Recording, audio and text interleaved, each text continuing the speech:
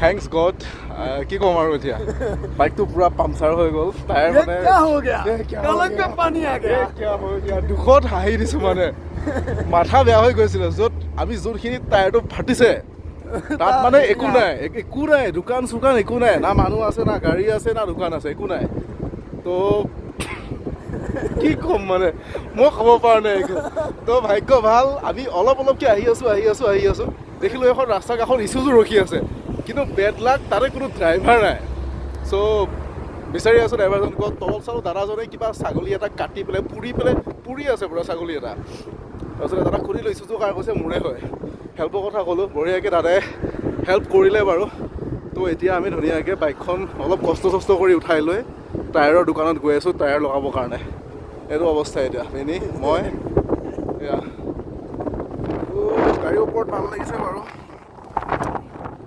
গাড়ীৰ ওপৰতে মজা লাগি আছে বাৰু ইছুজুত উঠি আছোঁ আজি ফাৰ্ষ্ট টাইম ইছুজুত উঠিলোঁ আকৌ এনেকুৱা মোৰ বাইকতো উঠাই দিব লগা মানে বাইকখনত পাৰফৰ্মেঞ্চ মজা দি আছিলে